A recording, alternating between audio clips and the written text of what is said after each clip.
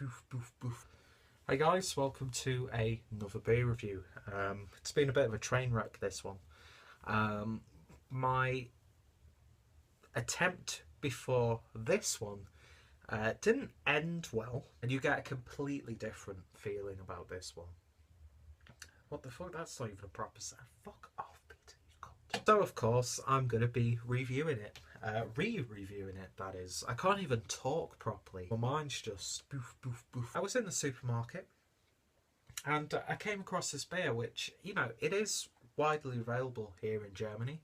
It's also widely available from what I remember back in the UK. And yeah, this is a beer that has a hell of a lot of history, a hell of a lot of tradition. It's highly regarded even amongst the most snobbish and pig-headed of beer lovers. And yeah, it's got a real sense of quality to it. And that beer is, of course, Pilsner Urquell by the Pilsner Urquell brewery in the Czech Republic. The first couple of takes of this video, I kept calling them Czechoslovakia for whatever fucking reason. Boof, boof, boof. And yeah, the original Pilsner beer from 1842. I'm sure a lot of you guys know the history. I was looking it up properly before I start reviewing this one, but you know, you get to a point where you're 20 minutes into reviewing a beer, and throughout that 20 minutes you just keep messing up in the worst ways possible, that you kind of forget all of the information that you researched. So boof, boof, boof. Chances are you know all this stuff already, but there will be links, as there always is in my reviews, to a little bit more about the beer, as well as different opinions on it from fellow beer tubers. Yeah, Pilsner Urquell, a beer that I've drank many a time, even before I was really getting into, you know, truly tasting and analysing and falling down the rabbit hole that is the world of beer. And it's one that I've drank plenty of times since then as well. But I thought it's about time that I review it on the channel. So as you see, it's already opened, but beautifully presented. That label is simple. It's got a real classic sense to it, but it's almost got this strange sense of the contemporary with it as well. Definitely a keeper, definitely an icon. Even the imprints on the bottle are iconic. And then you get a really lovely foil label around the neck. And then the cap is just a simple golden cap. It's instantly recognisable. So beer in the glass. I really wanted to get a really nice thick foamy head because boof, boof, boof.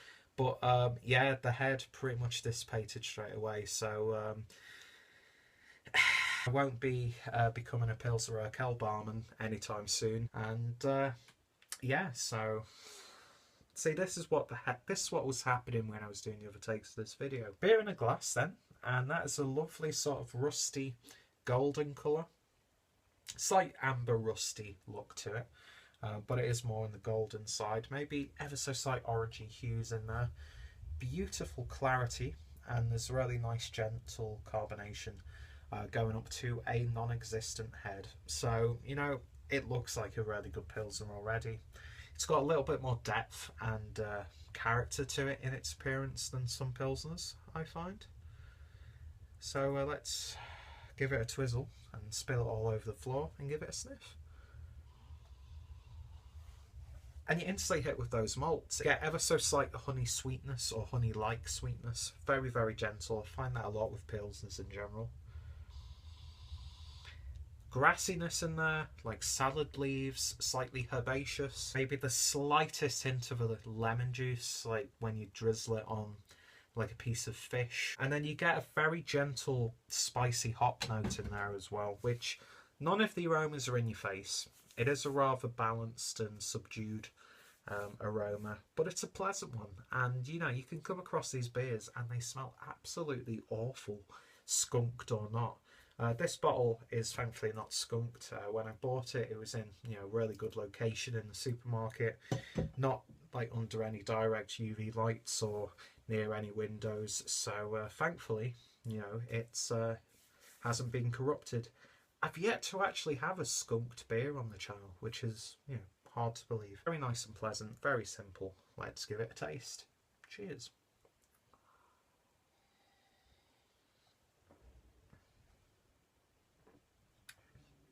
And yeah, what you get in the aroma, you get on the flavour. Very, very subtle, very simple, nicely balanced. It's got a real sense of quality to it. It is subtle, but it's not a dull beer. It has got flavour in there. Lovely malty characters to it. Slightly straw-like as well. And then you get a lovely bitterness and spiciness from that hop. Crisp, refreshing. And yeah, these beers are always hard to review, to pick out flavours, because a lot of times you don't really get that. It's just such a lovely, quaffable beer. And you get that with this. You know, it's definitely deserving of the accolades and the legacy that it has.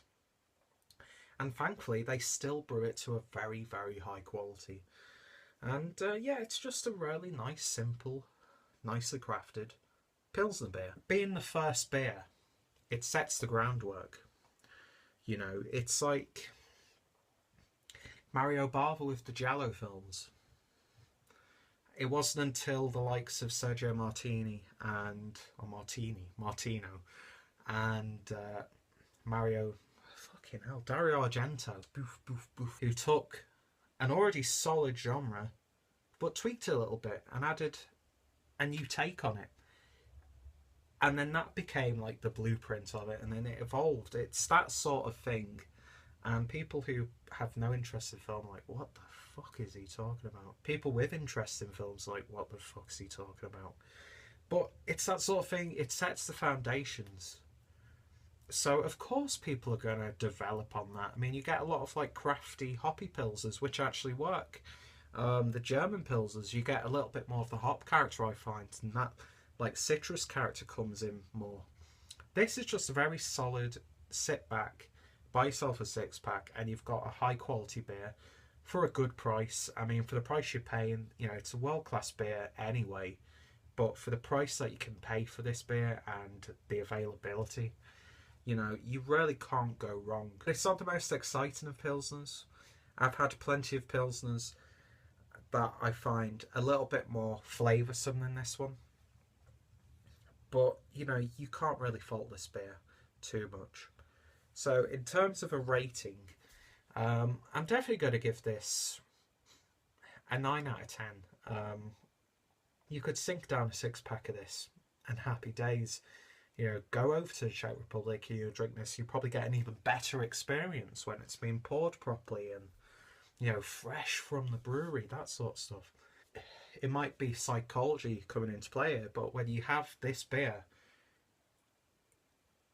where it's brewed, in the country where it's brewed, you're going to get a completely different experience.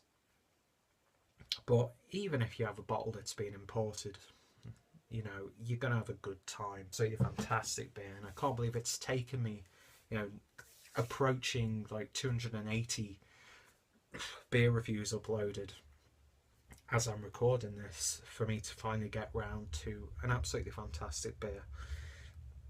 So it's 8 out of 10, but I will say there are a few pilsners here in Germany that I would probably opt for before picking this one up, but I would definitely not turn it down at all, and I can't really fault it too much. So if you agree, let me know in the comments. If you completely disagree, of course, also hit me up in the comments. What are some of your favourite pilsners, that sort of thing? Have you ever tried this? Have you ever compared this to like an imported bottle and to a bottle that's actually domestic? I'd love to hear your thoughts and opinions on that one. And yeah, if any of my fellow beer tubers have reviewed this, then of course the videos will be down below as well. So yeah, it's been a bit of a car crash video. Boof, boof, boof. You know, it might come out okay. Yeah, it's like when you get a beer that's got this prestige, you want your review to like hit all the bullet points straight away.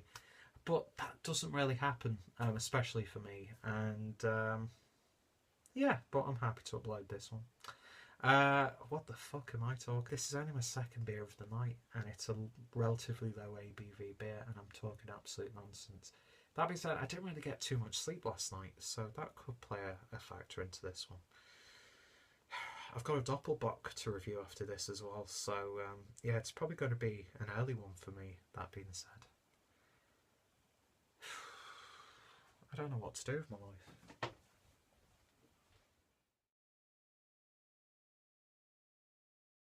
Boof, boof, boof.